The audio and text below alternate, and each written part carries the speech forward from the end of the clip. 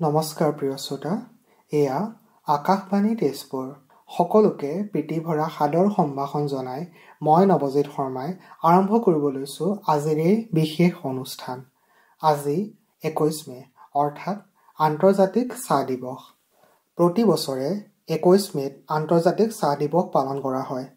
এই দিনটোত সমগ্ৰ বিশ্বতে চাহৰ দীৰ্ঘ ইতিহাস, সাংস্কৃতিক তাৎপৰ্য আৰু অৰ্থনৈতিক গুৰুত্ব উদযাপন কৰা হয়। চাহ হৈছে পানীৰ পিছত বিশ্বৰ আটাইতকৈ বেছি সেৱন কৰা পানীয়। 2005 চনত এছিয়া আৰু আফ্ৰিকাৰ ট্ৰেড ইউনিয়ন, ক্ষুদ্ৰ চাহ খেতিয়ক আৰু নাগৰিক সমাজ সংগঠনসমূহে শ্ৰমিকসকলৰ জীৱন ধাৰণৰ মজুৰি আৰু ক্ষুদ্ৰ উৎপাদকসকলৰ বাবে ন্যায্য মূল্যৰ সমস্যা সমাধানৰ বাবে আন্তৰ্জাতিক চাহ দিৱস অভিযান আৰম্ভ কৰিছিল। ৰাষ্ট্ৰসংঘৰ খাদ্য আৰু কৃষি সংস্থাই 2019 চনত গ্ৰহণ কৰা সংকল্প অনুসৰি এই দিৱস ৰাষ্ট্ৰসংঘৰ সদস্য ৰাষ্ট্ৰসমূহে উদযাপন কৰে। চাহৰ ঐতিহাসিক মহত্ব আৰু ইতিহাসৰ বিষয়ে জনসচেতনতা বৃদ্ধিৰ লগতে গোটেই বিশ্বত চাহে পেলোৱা গভীৰ সাংস্কৃতিক আৰু অৰ্থনৈতিক প্ৰভাৱৰ বিষয়ে ৰাইজক অৱগত কৰা এই দিৱসৰ মূল লক্ষ্য। আমি যদি চাহৰ উৎপত্তিৰ কথা ক'বলৈ যাওঁ, উত্তৰ পূব ভাৰত, উত্তৰ ম্যানমাৰ আৰু দক্ষিণ পশ্চিম চীনত চাহৰ উৎপত্তি হোৱা বুলি বিশ্বাস কৰা হয় যদিও উদ্ভিদজোপা প্ৰথমে ক'ত বৃদ্ধি হৈছিল সেই বিষয়ে সঠিকভাৱে জনা নাযায়। চাহ আমাৰ লগত বহু দিনৰ পৰা আছে। 5000 বছৰ আগৰ পৰা চীনত চাহ খোৱা হৈছিল বুলি প্ৰমাণ পোৱা গৈছে। ভাৰত বিশ্বৰ সৰ্ববৃহৎ চাহ খোৱা দেশ যদিও প্ৰতি বছৰে প্ৰতিজন ব্যক্তিৰ চাহ খোৱাৰ পৰিমাণ সামান্য 750 গ্ৰাম। তাৰ তুলনাত প্ৰতিজন ব্যক্তিয়ে বছৰি 2.5 কিলোগ্ৰাম চাহ সেৱন কৰা তুৰ্কী হৈছে বিশ্বৰ সৰ্বাধিক জনমূৰি চাহ সেৱনকাৰী দেশ। চীনে বছৰি প্ৰায় 17 লাখ টন চাহ উৎপাদন কৰে, যিটো বিশ্বজুৰি উৎপাদনৰ প্ৰায় 35%। এই তালিকাত দ্বিতীয় স্থানত আছে ভাৰত। ভাৰতে বছৰি গড়ে 9,94,000 টন চাহ উৎপাদন কৰে। ভাৰতৰ 1 বিলিয়নতকৈও অধিক লোকে চাহ পান কৰে। ভাৰতত উৎপাদিত চাহৰ 70% দেশৰ ভিতৰতে ব্যৱহাৰ কৰা হয়। আমি এই দিৱস উপলক্ষে আহি উপস্থিত হৈছোহি ভাৰতীয় চাহ বৰ্ডৰ তেজপুৰ শাখাত আৰু আমাৰ লগত উপস্থিত আছে ভাৰতীয় চাহ বৰ্ডৰ সহকাৰী পৰিচালক উমাকান্ত দেউৰী।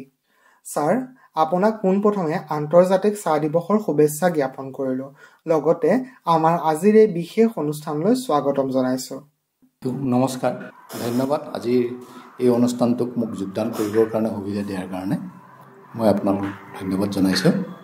ছাৰ, আপোনাৰ পৰা পোনপ্ৰথমে জানিবলৈ বিচাৰিম চাহ শ্ৰমিকসকলৰ মজুৰি, শিক্ষা, স্বাস্থ্য আদিৰ ক্ষেত্ৰত ভাৰতীয় চাহ বৰ্ডৰ কিবা বিশেষ পৰিকল্পনা আছেনে? এই ক্ষেত্ৰত চাহ শ্ৰমিকসকলৰ মজুৰিৰ ক্ষেত্ৰত চাহ বৰ্ডে ডাইৰেক্টলি ইনভলভ নহয়। এইটো কাৰণে যিহেতু অসম চৰকাৰে এই চাহ মজুৰিৰ ক্ষেত্ৰত সিদ্ধান্ত লয়, সময়ে সময়ে তেখেতসকলে চাহ মজুৰি বঢ়ায়। কিন্তু চাহ বৰ্ডৰ ফালৰ পৰা অভাৰঅল কেনেকৈ আমি চাহ মজদুৰসকলক এটা স্বাস্থ্যজনিত সুস্বাস্থ্যৱান হৈ থাকিবলৈ বা অন্য অৰ্থনৈতিক দিশত কিবা তেখেতসকলক সহায় কৰিবৰ কাৰণে আমাৰ আঁচনি থ্ৰুদি টি বৰ্ডে যথেষ্টখিনি অৰিহণা যোগাই আহিছে। আগতো আছিল, বৰ্তমানো আছে, ভৱিষ্যতেও থাকিব। বৰ্তমান আমাৰ কিছুমান আঁচনি আছে, যাৰ আঁচনিৰ জৰিয়তে চাহ বাগানৰ মজদুৰসকলৰ যিবিলাক ল'ৰা ছোৱালী তেখেতসকলৰ জলপানীৰ ব্যৱস্থা কৰা হৈছে আৰু বহুতে আমাৰ এই আঁচনিৰ থ্ৰুদি উপকৃত হৈছে, অৰ্থনৈতিকভাৱে স্বাৱলম্বী হ'বলৈ সক্ষম হৈছে দেশটো। আমি দেখা পাওঁ যে বিভিন্ন সময়ত যিসকল ক্ষুদ্ৰ চাহ খেতিয়ক আছে তেওঁলোকে বিভিন্ন ধৰণৰ সমস্যাৰ সন্মুখীন হয়। সেই সমস্যাসমূহ সমাধানৰ ক্ষেত্ৰত টি বৰ্ড অফ ইণ্ডিয়াই কেনেধৰণৰ পদক্ষেপ গ্ৰহণ কৰিছে? সমস্যাটো থাকিবই। চাহ এটা এনেকুৱা এটা ইণ্ডাষ্ট্ৰী, উদ্যোগ, ইয়াত গোটেই বস্তুটো ডিমাণ্ড এণ্ড ছাপ্লাইৰ ওপৰত ডিপেণ্ড কৰে। যেতিয়া মাৰ্কেট ভাল থাকিব, চাহৰ চাহিদাও ভাল হ'ব, আমাৰ ক্ষুদ্ৰ চাহ খেতিয়সকলে ভাল দাম পাবলৈও হেৰি হয়। কিন্তু কথা হ'ল কি, আমাৰ চাহ বৰ্ডৰ ফালৰ পৰা বিশেষকৈ ক্ষুদ্ৰ চাহ খেতিয়কৰ কাৰণে বহুখিনি আঁচনি আমি লোৱা হৈছে। যিহেতু প্ৰথম পৰ্যায়ত তেখেতসকল আনঅৰ্গেনাইজ হিচাপে আছিলে, তেখেতসকলক কেনেকৈ আমি অৰ্গেনাইজ ছেক্টৰলৈ আনিব পাৰোঁ তাৰ কাৰণে বিভিন্ন আঁচনিৰ থ্ৰুদি বা অন্য কিছুমান ব্যৱস্থাৰ থ্ৰুদি তেখেতসকলক মূল সুঁতিলৈ লৈ অহা হৈছে।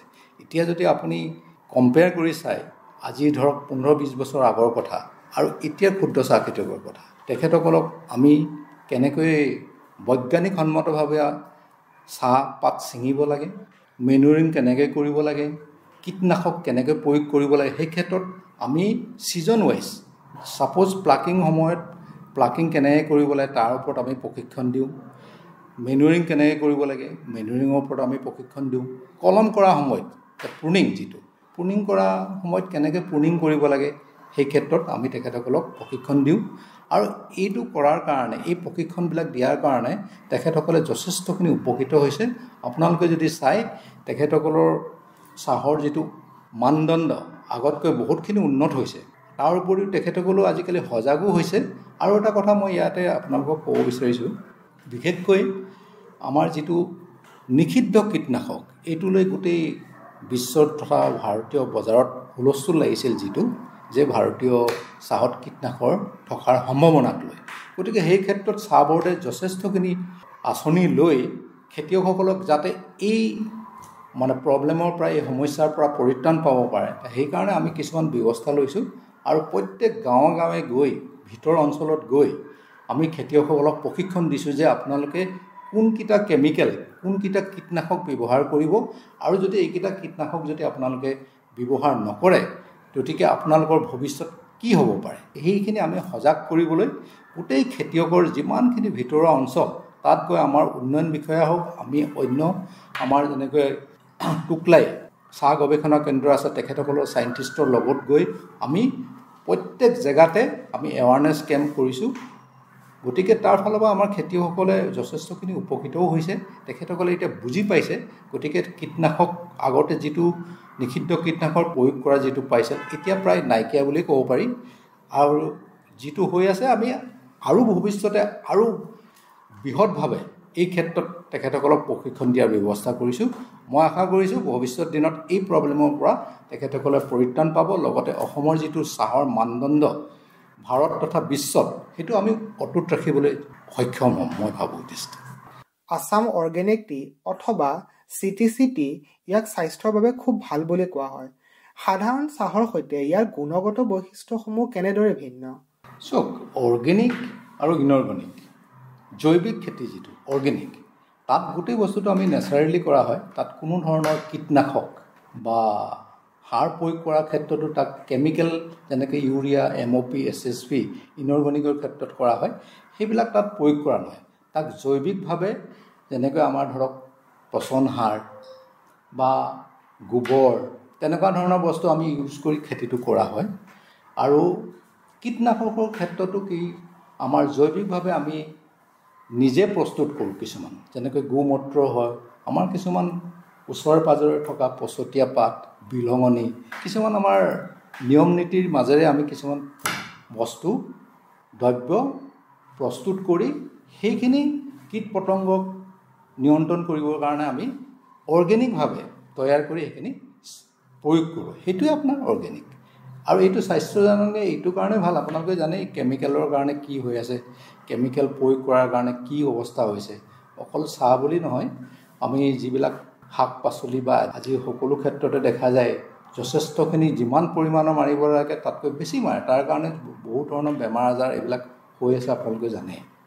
সেইকাৰণে অৰ্গেনিক ক্ষেত্ৰত কি হয়, চাহ যদি আপুনি অৰ্গেনিকভাৱে কৰে তাৰ পৰা এই বেমাৰ আজাৰৰ পৰাও আদি কৰি বহুতখিনিৰ পৰা আমি পৰিত্ৰাণ পাব পাৰোঁ।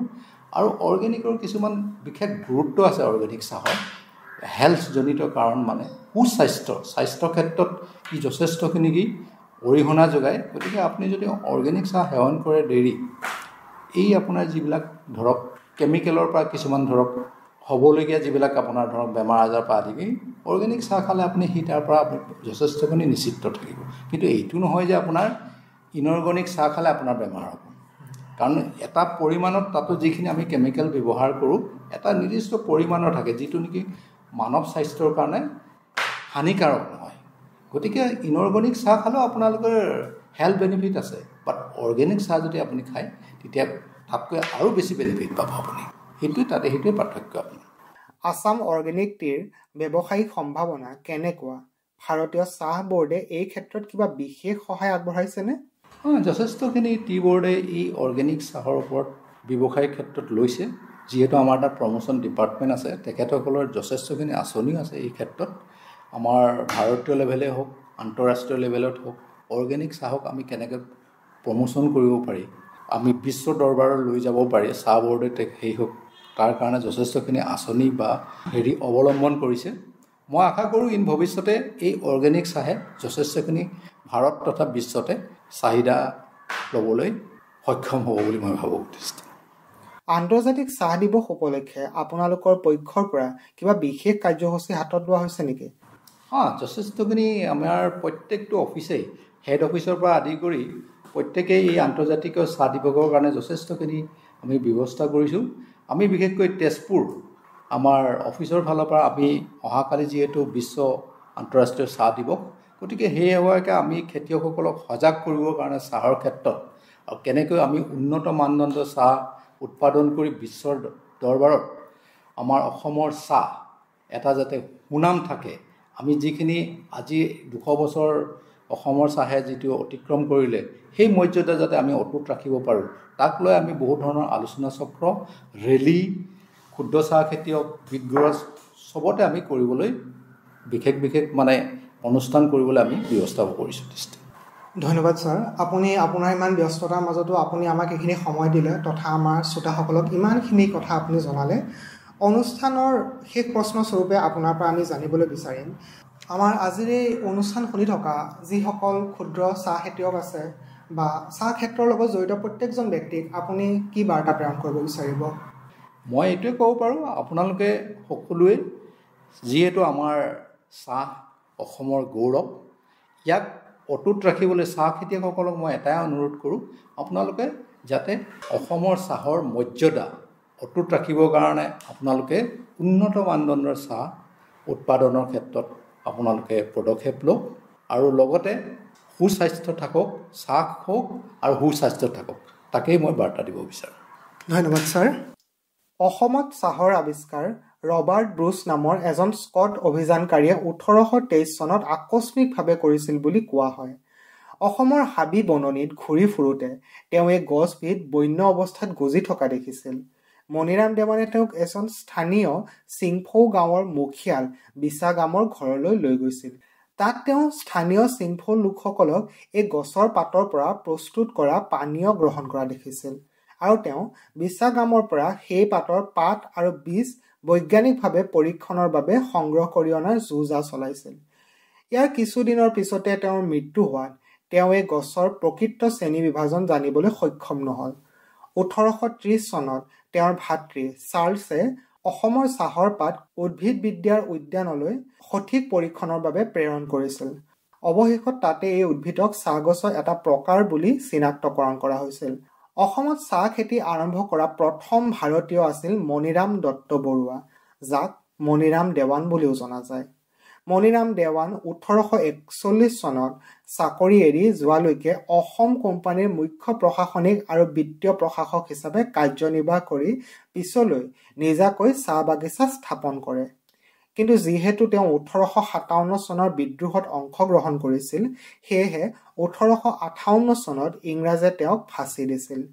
মণিৰাম দেৱানৰ অগ্ৰণী কামৰ পিছত বহু সংখ্যক লোক, মূলতঃ অসমীয়া ব্যক্তিয়ে স্বেচ্ছাই চাহ খেতি কৰিবলৈ আগবাঢ়ি আহিছিল। অসম হৈছে পৃথিৱীৰ ভিতৰত সৰ্বাধিক চাহ উৎপাদনকাৰী ৰাজ্য। ভাৰতৰ এই অঞ্চলত বৃষ্টিপাতৰ হাৰ অতি বেছি। মৌচুমী ঋতুত প্ৰতিদিনৰ সৰ্বাধিক বৃষ্টিপাত 10 পৰা 12 ইঞ্চি পৰ্যন্ত হোৱা দেখা যায়।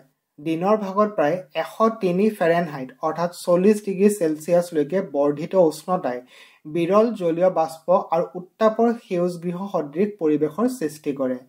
এই বিশেষ জলবায়ুৱেই অসমৰ চাহক প্ৰসিদ্ধ মনোমোহা সোৱাদ আৰু বৈশিষ্ট্য প্ৰদান কৰে। যদিও অসমত সাধাৰণতে ৰঙা চাহ উৎপাদন কৰা হয়, কিছু পৰিমাণৰ সেউজীয়া আৰু নিজস্ব বৈশিষ্ট্যৰ বগা চাহৰো উৎপাদন কৰা হয়। ঐতিহাসিকভাৱে অসম দক্ষিণ চীনৰ পাছতেই দ্বিতীয় সৰ্বাধিক ব্যৱসায়িক চাহ উৎপাদনকাৰী অঞ্চল আছিল। সমগ্ৰ বিশ্বৰ ভিতৰতে কেৱল অসম আৰু দক্ষিণ চীনতহে থলুৱা প্ৰজাতিৰ চাহ গছ পোৱা যায়। এইবাৰ আমি আহি উপস্থিত হৈছোহি তেজপুৰৰ নিলগত থকা ঘগৰা চাহ বাগিচাত। আমাৰ লগত আছে নিউ ঘগৰা চাহ বাগিচা LP স্কুলৰ অৱসৰপ্ৰাপ্ত প্ৰধান শিক্ষক তথা বৰ্তমান এগৰাকী ক্ষুদ্ৰ চাহ উদ্যোগী বেদানন্দ ওজা। ছাৰ, আপোনাক পোনপ্ৰথমে আন্তৰ্জাতিক চাহ দিৱসৰ শুভেচ্ছা জ্ঞাপন কৰিলোঁ। লগতে আমাৰ আজিৰ অনুষ্ঠানলৈ স্বাগতম জনাইছোঁ। নমস্কাৰ, আপোনালোকলৈ অশেষ ধন্যবাদ মোৰ নিচিনা এজন ব্যক্তিৰ সাক্ষাৎকাৰ লোৱাৰ বাবে। ছাৰ, আপোনাৰ পৰা পোনপ্ৰথমে আমি জানিবলৈ বিচাৰিম, আপুনি যিহেতুকে এখন চাহ বাগান অৰ্থাৎ নিউ ঘগৰা চাহ বাগানত বহু দিন ধৰি পেলাই শিক্ষকতা কৰি আহিছে, সেই সময়ত আপুনি কেনেধৰণৰ অনুভূতিৰ সন্মুখীন হৈছিলে, সেই বিষয়ে অলপ ভাগ বতৰা কৰিব নেকি? এই বিষয়ে মই প্ৰায় 42 বছৰে শিক্ষকতা কৰিলোঁ তাত, আৰু বিশেষকৈ বাগানীয়া যিখিনি ষ্টুডেণ্ট আছে তেওঁলোকৰ যিটো অৱস্থা আচলতে বৰ এটা উন্নত ধৰণৰ নহয়, আৰু বিশেষকৈ তেওঁলোকৰ পাৰিবাৰিক হিচাপে গাইড দিয়া কোনো ধৰণৰ তেনেকুৱা মানুহ নাথাকে, আৰু বিশেষকৈ এটা ভাষিক প্ৰব্লেমো আছে। তেওঁলোকে অসমীয়াৰ প্ৰতি প্ৰায়বিলাক বাগানতে বৰ এটা আগ্ৰহী নহয়। তেওঁলোকৰ নিজস্ব যিটো ভাষা আছে সেই ভাষাৰ মাধ্যমেৰেই শিকাবলগীয়া হয়, আৰু সেইকাৰণে কিছু সমস্যাৰ সন্মুখীন হ'বলগীয়া হয়। আমি আগতে তেওঁলোকৰ ভাষাটো কিছু আয়ত্ব কৰি ল'বলগীয়া হয়, আয়ত্ব কৰি তেওঁলোকক শিকাবলগীয়া হয়। তথাপি যিমান দূৰ পাৰিছোঁ তেওঁলোকক আগুৱাই নিয়াত যথেষ্ট কষ্ট কৰিবলগীয়া হৈছে, আৰু উপকৃতও হৈছোঁ এই ক্ষেত্ৰত। আপুনি ইতিমধ্যে মোক জনাইছে আহি পোৱাৰ লগে লগে যে আপুনি চাকৰি জীৱনৰ পৰা অৱসৰ গ্ৰহণ কৰাৰ পিছতেই আপুনি নিজাববীয়াকৈ এখনি ক্ষুদ্ৰ চাহৰ বাগান খুলিছে। আপোনাৰ এই শিক্ষকতা জীৱনৰ পৰা চাহ বাগানৰ জীৱনলৈ অহাৰ প্ৰেৰণা কেনেধৰণৰ? আপুনি এই সিদ্ধান্ত কি চিন্তা কৰি পেলাই গ্ৰহণ কৰিলে? বিশেষকৈ যেতিয়া মই শিক্ষকতা কৰি আছিলোঁ, যিহেতু আমাৰ বাগানৰ স্কুলৰ আমি শিক্ষক, কোম্পানীবিলাকে কি হয় শিক্ষককো তেওঁলোকৰ বাগিচাৰ কামত নিয়োগ কৰে মাজে মাজে, আৰু সেই অভিজ্ঞতাৰ ফালৰ পৰাই বাগিচাৰ যিটো আমি আউটডোৰৰ যিখিনি কাম, সেই কামখিনি কিছু আয়ত্ব কৰি ল'লোঁ। লোৱাৰ পাছত সেই বাগানৰ চাহ খেতিৰ ওপৰত মোৰ এটা ইণ্টাৰেষ্ট বাঢ়ি গ'ল। বাঢ়ি যোৱাৰ পাছত অৱসৰৰ পাছত নিজে এডোখৰ তাত মাটি কিনি লৈ পেলাই মই এই ক্ষেত্ৰত কিছু আগবাঢ়িলোঁ, আৰু তাৰ পৰা কিছু মই উপকৃত হৈছোঁ। এতিয়া নিজৰ বাগান আৰম্ভ কৰাৰ সময়ত আপুনি কিবা বিশেষ সমস্যাৰ সন্মুখীন হৈছিল নেকি বাৰু? আৰু যিসকল বৰ্তমান ক্ষুদ্ৰ চাহ উদ্যোগী আছে তেওঁলোকৰ বাবে টি বোৰ্ড অফ ইণ্ডিয়াৰ ফালৰ পৰা কিবা বিশেষ সহায় সহযোগিতা আগবঢ়োৱা হয়নে বাৰু? এই ক্ষেত্ৰত বিশেষকৈ বাগিচাখন যেতিয়া আৰম্ভ কৰা হয় তেনে ক্ষেত্ৰত মই কিছু সমস্যাৰ সন্মুখীন হৈছিলোঁ। বিশেষকৈ নতুন হিচাপে অভিজ্ঞতা নাই, অভিজ্ঞতা নোহোৱাৰ ফালৰ পৰা কিছু পাছত গৈ পেলাই সহায় সাৰথি লৈ পেলাই কিছু ছাকচেছ হ'লোগৈ। আৰু এই ক্ষেত্ৰত যিবিলাক ক্ষুদ্ৰ ব্যৱসায়ী আছে তেওঁলোকে আচলতে টি বোৰ্ডে যিখিনি সহায় কৰে, তেওঁলোকে এটা নিৰ্দিষ্ট পৰিমাণৰ মাটিৰ ওপৰতহে তেওঁলোকে এইটো সহায় কৰে, আৰু বিশেষকৈ এতিয়া ধৰক মোৰ সেই ইমানখিনি মাটি নাই, গতিকে মই সহায়ো বিচৰা নাই। আৰু আমাৰ ওচৰ পাজৰ যিখিনি আছে তেওঁলোকে সহায় পাইছে যথেষ্ট। তেওঁলোকৰ লগত ৰেজিষ্ট্ৰেশ্যন কৰি লোৱাৰ লগে লগে তেওঁলোকে যথেষ্ট দিয়ে, সুবিধাও দিয়ে। চাহ বাগানত থকা বিদ্যালয়সমূহৰ শিক্ষাৰ মান উন্নত কৰিবৰ বাবে কেনেধৰণৰ পন্থা গ্ৰহণ কৰিব পৰা যায় আপোনাৰ দৃষ্টিত? বাগানৰ স্কুলবিলাকৰ শিক্ষাগত মান উন্নত কৰিবৰ কাৰণে আচলতে তেওঁলোকৰ যিখিনি শিক্ষক তালৈ যায় সেই শিক্ষকখিনি তেওঁলোকৰ যিখিনি ভাষা, সেই ভাষাখিনি প্ৰথমে আয়ত্ব কৰি লোৱাটো দৰকাৰ। যিহেতু মাতৃভাষাৰ মাধ্যমেৰে শিক্ষা দিলেহে কিছু উপকৃত হয়। গতিকে এনেকুৱা কিছুমান আছে, বৰ্তমান কিছু জেগাত হৈছে অসমীয়া বুজি পোৱা, কিন্তু বহুত জেগাত এনেকুৱা আছে ভিতৰুৱা জেগাত তেওঁলোকে অসমীয়া ভাষা বুজি নাপায়, আৰু সিহঁতৰ মাধ্যমেৰে শিক্ষা দিলেহে তেওঁলোকৰ কিছু উন্নতি হোৱাৰ আশা আছে। আৰু বিশেষকৈ তেওঁলোকে খেলা ধূলাৰ মাজেৰে যিখিনি আমি শিক্ষা দিছোঁ সেই তাৰ পৰাই তেওঁলোকে বিশেষ কিছু আয়ত্ব কৰিব পৰা হৈছে। নহ'লে এনেই ধৰক থিয়ৰিটিকেল যিখিনি আমি অসমীয়া কৈ যাম হয়, তেওঁলোকে সেইখিনি ভালকৈ বুজি নাপায়, আকৌ ট্ৰেঞ্চলেট কৰিবলগীয়া হয়, তেওঁলোকৰ ভাষাৰ মাধ্যমেৰে বুজাবলগীয়া হয়। সেইকাৰণে বৰ্তমান যিখিনি বাগিচাৰ যিখিনি শিক্ষক আছে প্ৰায়বিলাক তেওঁলোকৰে মেক্সিমাম তেওঁলোকৰেই নিযুক্তি দিছে, আৰু সেই হিচাপত লাহে লাহে এটা উন্নতি হোৱাৰ আশা আছে। আৰু ধন্যবাদ ছাৰ। আমাৰ আজিৰ এই বিশেষ অনুষ্ঠান শুনি থকা যিসকল ব্যক্তিয়ে নিজাববীয়াকৈ ক্ষুদ্ৰ চাহৰ উদ্যোগ আৰম্ভ কৰিম বুলি ভাবিছে বা মনত হয়তো পৰিকল্পনা ৰাখিছে, তেওঁলোকৰ প্ৰতি আপোনাৰ অভিজ্ঞতাৰ ফালৰ পৰা কি বাৰ্তা প্ৰেৰণ কৰিব?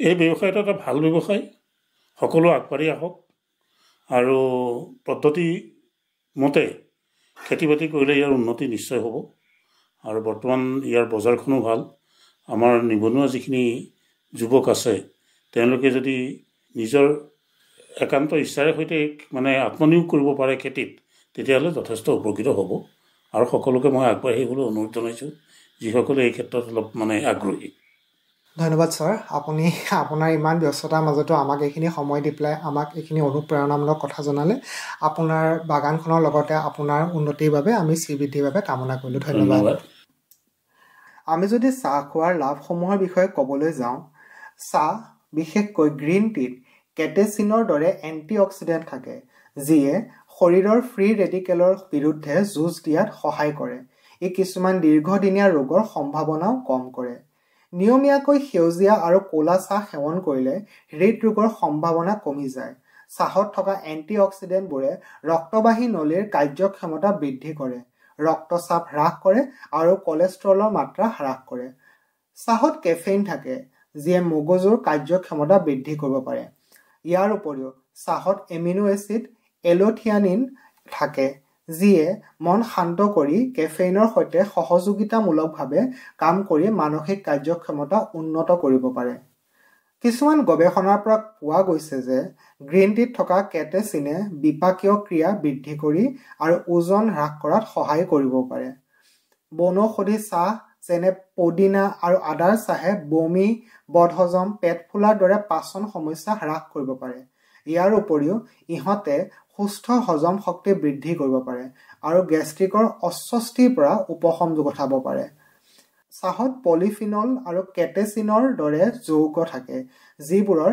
এণ্টি মাইক্ৰবিয়েল গুণ থাকে আৰু ই ৰোগ প্ৰতিৰোধ ক্ষমতা শক্তিশালী কৰাত সহায় কৰিব পাৰে যাৰ ফলত সংক্ৰমণৰ সম্ভাৱনা হ্ৰাস পায় কিছুমান গৱেষণাৰ পৰা দেখা গৈছে যে নিয়মিত চাহ খোৱাটো হাড়ৰ স্বাস্থ্যৰ বাবেও উপকাৰী হ'ব পাৰে আৰু অস্টিঅ'পৰচিছৰ সম্ভাৱনা হ্ৰাস কৰিব পাৰে গ্ৰীণ টিত থকা এণ্টি অক্সিডেণ্টবোৰে ইউভি ৰশ্মি আৰু পৰিৱেশ প্ৰদূষকৰ ফলত হোৱা ক্ষতিৰ পৰা ছালখনক ৰক্ষা কৰাত সহায় কৰিব পাৰে কিছুমান গৱেষণাৰ পৰা দেখা গৈছে যে ছালত শীতল চাহৰ বেগ লগালে চকুৰ চাৰিওফালে ফুলি উঠা আৰু ক'লা বৃত্ত কমিব পাৰে চাহপাতৰ সুবাস গোটেই বিশ্বক মোহিত কৰা এটি সোৱাদ আৰু সেই সোৱাদৰ মূল উৎসস্থলসমূহৰ অন্যতম হ'ল আমাৰ অসম লাহে লাহে ওলোৱা কুঁহিপাতৰ দৰে অসমৰ চাহৰ ইতিহাসো বহুতো অধ্যায়েৰে গঢ় খাই উঠিছে আন্তৰ্জাতিক চাহ দিৱস উপলক্ষে আয়োজিত এই বিশেষ অনুষ্ঠানত আমি তেনে এটি যাত্ৰাৰ সাক্ষী হৈ থাকিলোঁ